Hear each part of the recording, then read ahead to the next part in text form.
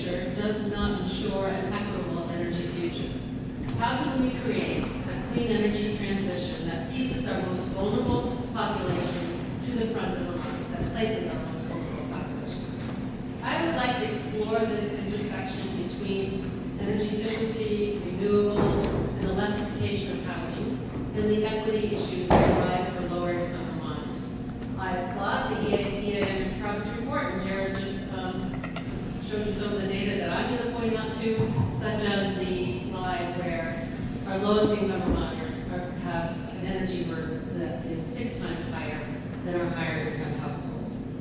And as Jared also talked about, our lower-income Vermonters disproportionately use the highest cost heating source, fuel oil or electric resistance heat. And for renters who are living exist with a split incentive, the landlord has no incentive to replace those highest cost systems. I also want to recognize the magnitude of the Inflation Reduction Act and its efforts to target those funds to low-income households. But I believe the challenge is at the state level. State energy policy, and in particular, energy incentives and renewables, have not aligned with the equity goals of affordable housing. So some of my next comments may be uncomfortable, or you may flat out not agree with them. That is fine. So here we go. There are limited tools for equity provisions in the current energy incentive policy framework. For example, Vermont's energy efficiency utilities provide the same level of incentive to multifamily affordable housing developers, those who charge affordable rents to the lowest income Vermonters, using subsidies to do so, as they do to developers of market rate housing who we know today are charging quite high market rates. This is not the fault of the EEUs. They work within a statute and a regulation that asks them to achieve the greatest energy savings at the lowest cost, which is often in conflict with the need to provide income targeted support. For solar, we know that the overwhelming majority has gone to single-family homeowners who tend to be in the higher income brackets. Only about 2% of the nationwide solar capacity has been dedicated to low-income communities. Again, something Solar for All aims to change. Thirdly, over the last 27 years, Vermont has updated the energy code every 3 years. And the energy incentives that we have not been able to keep pace with the cost of implementing those code updates. Developers of affordable housing must comply with the code, and as such, incur these increased costs for meeting the code. Affordable housing resources are bearing the majority of the cost for each energy code update. The end result might be that we build less housing, which is not an appropriate outcome in the context of the housing crisis. Lastly, the greatest contribution to greenhouse gas reductions and equity is to focus on weatherization of our very old and existing housing stock. So, some questions, some ideas to ponder. In order to meaningfully address equity, the state energy framework can shift from the least cost approach. We can't pursue lowest cost solutions to reducing emissions while also expecting equitable outcomes. Equity can't be an afterthought. We need to look at all of the energy policies with an equity lens. Second, we must connect solar to affordable rental housing and low-income households. This becomes even more important with the electrification of our buildings. We need a successor program to net metering in place before the sunset. And third is a consistent and increased focus on weatherization of older homes. Our Public Service Department recognized this by directing the homes rebate funding to the weatherization programs, and I think we are also going to see this to be a challenge as trying to implement the clean heat standard for LMI households in our older homes. Moving forward with solutions to the housing crisis and the climate crisis is not an either or or a both and. Together, we can do this. Thank you.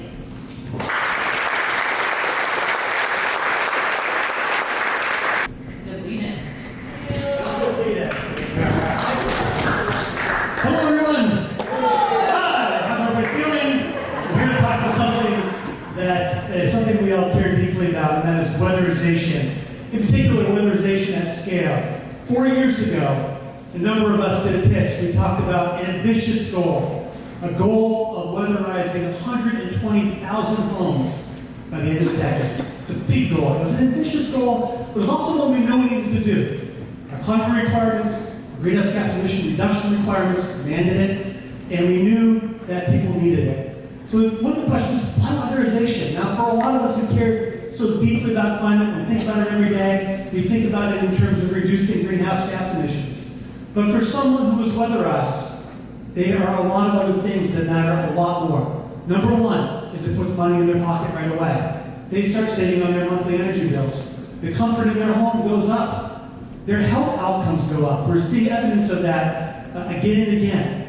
And especially for equity, for the low and moderate income customers, this is something that they can do to help them right away and to future-proof against any changes in the oncoming energy transformation. And finally, very importantly, the first step to really making electric heat pumps and other systems work is a good weatherization project.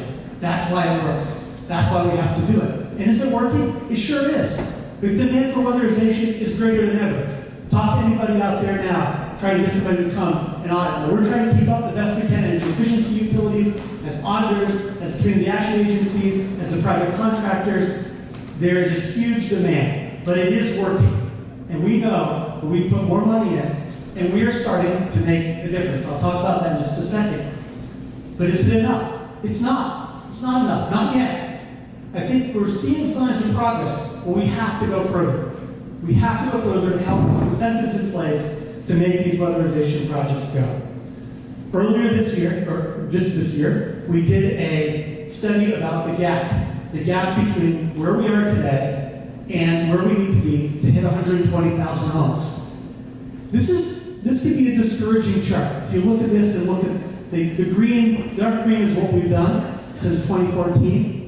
The light green is the base funding that we know or we think is going to be available between now and the start of 2030. And that blue, that very steep part, is where we have to get to 120,000 homes. It's a big number. It's $633 million in incentives. But we did the same analysis 3 years ago, and we looked at that, and we've compared this. What we show is that we're making progress. 2-3 years ago, the legislature, along with the administration, committed $80 million in new funding for weatherization. The administration is proposing to put more money to the WAP programs to help low-income customers by redirecting federal money through the HOMES program, the HERE program. These programs are making a difference. There is more to do, but the efforts of our collective work through weatherization at scale are allowing us to bend this in the direction of getting to our goal. And every year we push a little bit harder, we go a little bit higher, and we're making more progress.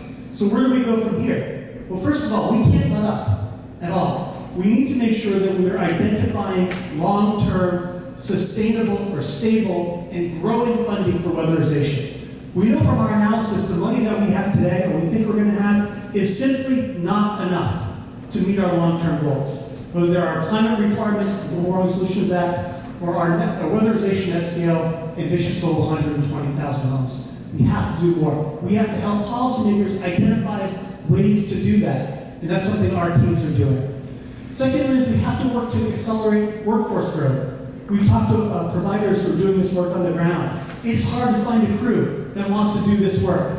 I've got a picture here of somebody actually doing work. It's hard work. It's hot work. You're wearing one of these spaceman suits all the time when you have to do this work. So we need to make sure that we're paying folks well and we're growing the workforce. We have seen the workforce challenges start to bend a little bit because we're paying folks more. There's more we can do there in the years ahead.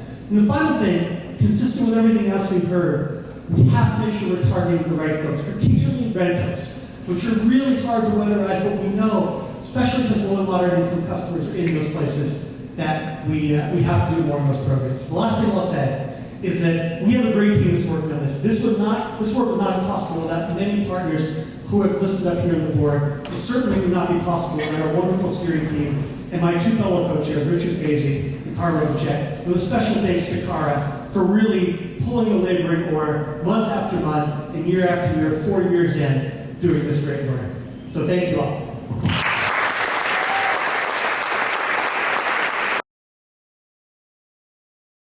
My name is Debbie Neale, and I coordinate Vermont Community Thermal Networks, and I am here on behalf of the Thermal Energy Networks Network Action Team.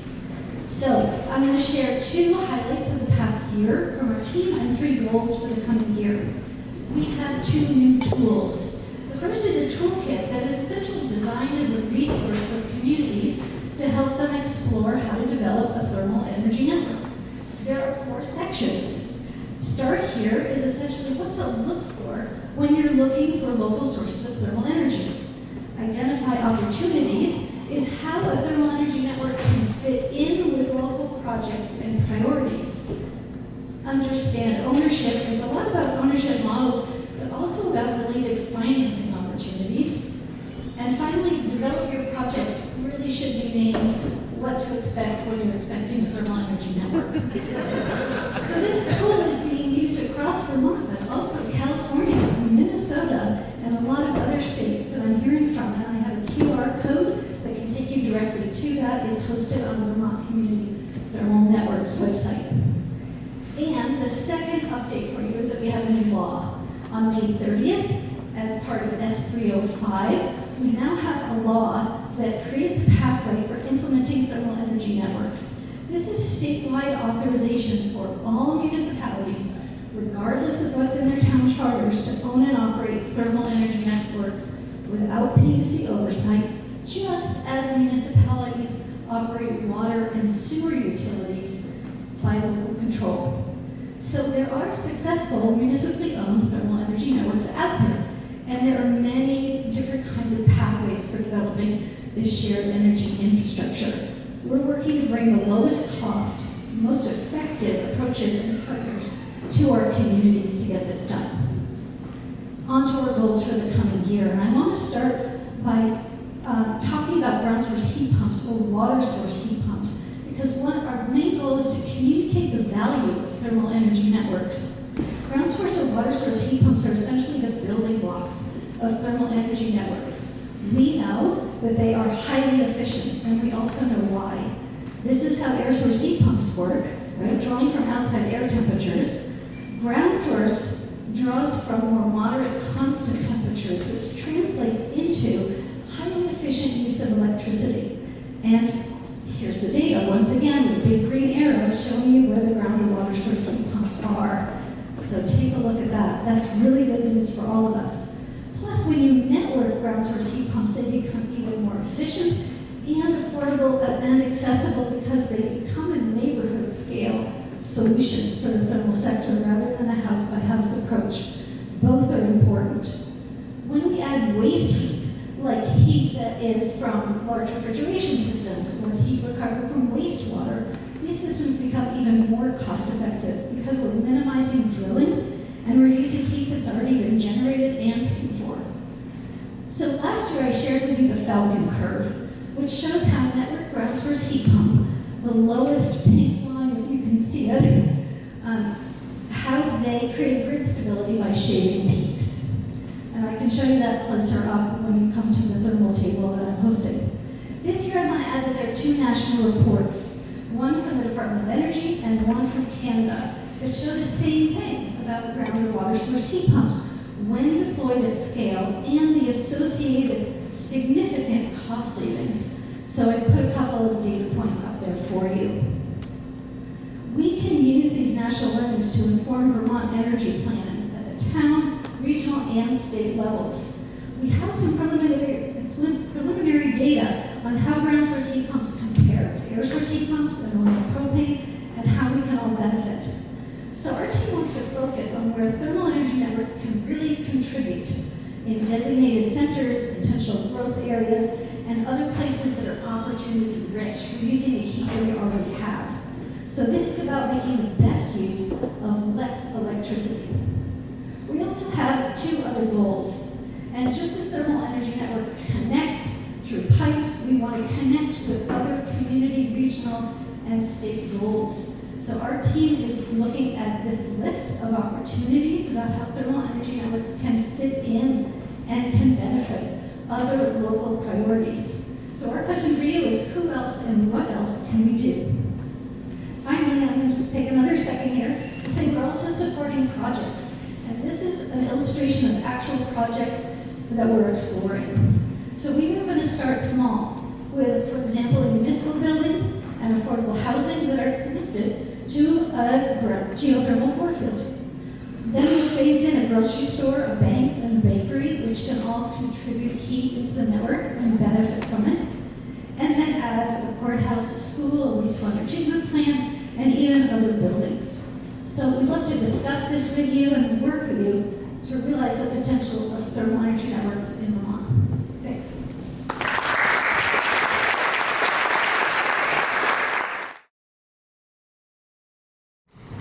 Hi everybody, I'm Maddy. I'm an Innovation and Resiliency Project Manager at Cowart. It's really nice to see some old faces and familiar faces today and new folks. Many folks are probably familiar with GMP, but just a quick overview, we're Vermont's largest electric distribution utility, serving around 275,000 customers, over 70% of the state. We have 15 district offices and over 500 employees across the state, serving our customers, which is about an 85 to 15% split residential and commercial. And I'm going to talk a little bit about electrification and resiliency today, and how we're combining a couple of existing and new customer programs to support these initiatives. So we know that Vermont's top sources of carbon pollution are from transportation and heating, and that this is where we need to focus our carbon reduction and climate change impacts. We heard the theme today from several folks about the need for simple, cost-effective solutions for Vermonters to decarbonize and electrify these parts of their lives, but we also know that they can't do this without reliable power. Increasing reliability and resiliency has to happen at the same time as we encourage electrification, so it's easier for Vermonters to choose clean electric options, knowing that they'll stay powered up no matter the weather that is getting more extreme year-round due to climate change. We also need to make sure we're reaching folks who haven't been able to participate in the clean energy transition, and there are several really exciting funding opportunities that GMP is developing programs for to help income-qualified customers prepare for the switch to electrification and make it more affordable. Specifically, we're stacking two ARPA-funded programs along with our energy transformation line extension tariff that was updated last year, so that income-qualified customers are able to ready their homes for electrification now or in the future. GMP was awarded a $1.5 million ARPA-funded grant from the Department of Public Service for the Energy Storage Access Program, which I'll refer to as ESAP. The program will provide customers at or below 80% of area median income with whole home battery backup at no cost to the customers. At the same time, we're also getting ready to roll out GMP's Home Electrical Service Upgrade Program, which is also $10 million of ARPA funding to help customers upgrade their electric panels and or their electric services to 200 amps. To do this, we're leveraging our existing network of home battery storage installation partners for the ESAP program. This is a network of installers that have already helped to install batteries in over 4,000 customer homes. And what's so great about the timing of both of these programs is that when you have batteries installed at your home, which does anybody here have home battery backup? A few of you. So you might be familiar that when your batteries get installed, an electrician is needing to work in your main electrical panel or at your service entrance, which that's the perfect time to swap out your panel or upgrade your service. So for all customers who are getting home battery backup through the ESAP program, we'll also ensure that they're receiving a 200 amp panel or service upgrade at the same time. That's completely funded by these programs. GMP is combining these two funding streams behind the scenes to make it easy for customers and contractors, and so therefore we're able to leverage contractor availability and expertise to coordinate multiple projects at the same time. This will make it easier so that customers, when they're ready to make the switch from fossil fuels to electric options, whether it's next year or further down the road, they have the peace of mind that their electrical setup in their home is safe, reliable, and ready to support an EV charger, a heat pump, a water heater, or all of the above. So happy to chat with you all in the breakout discussions about our plan to launch these programs later this fall. That's all I got. Thank you.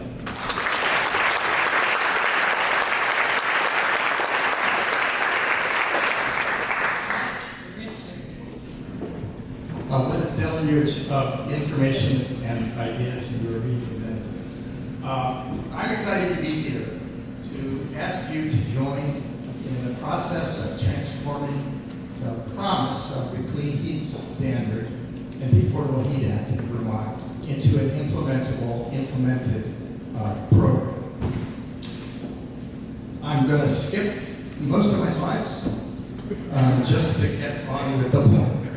I'm going to talk about 4 opportunities or advantages that are built into the Clean Heat Standard as enacted by the legislature, and then 3 design questions among the many design questions that we are now facing to turn the promise of the Clean Heat Standard into reality. Here we go. It's worth noting, and as we embark on this, by the way, this conversation here, that Vermont is not alone in addressing this question. Colorado, Massachusetts, and Maryland are embarked on the same design goals that we are, and there are 5 or 6 other states that have said they want to explore adopting the Clean Heat Standard. The advantages of the design that has been enacted. First of all, customers have choice. There's diversity in the Clean Heat Standard. It's not limited to a narrow range of clean heat options. Second, it builds on existing programs and opportunities that already exist and that can be strengthened, and we've heard about a bunch of them already today. Third, it's really important to realize the importance of a performance standard. It has built into it important equity targeting objectives that are quite in line with the equity goals that we share for the climate transition. Now I'm going to turn to 3 questions. I think the structure of the Clean Heat Standard is sound. The legislature did a good job. Now the PUC and the legislature, and pretty much all of us, are engaged in figuring out how can we implement that sound structure. How can we make it actually work? There are a lot of key implementation design questions. I'm just going to name 3. And I invite you to come and talk about them with us today and in the months to come. Number 1, how much diversity and flexibility should we build into the Clean Heat program? How many different resources should be eligible to earn clean heat credits, and on what terms? Second, can we manage the uncertainty about costs, particularly in the short term, by extending deadlines or creating new circuit breakers, new cost containment mechanisms, just to let us get going without having to worry about what some extreme versions of what the program could theoretically, but very unlikely cost. Third, how do we strengthen the equity provisions of the Affordable Heat Act to avoid undesirable cost consequences on low and moderate income Vermonters? Now, I'm just going to conclude by asking a 4th question, which is, compared to what? A lot of the conversation about a new public policy idea can't be the answer. So I'm inviting you to come and talk about how to design a clean heat standard that we can launch soon. And I guess what I'd like to close with is the idea that the most important thing is to start. We've waited too long to start. We've made the challenges harder by waiting so long to start. Let's get going.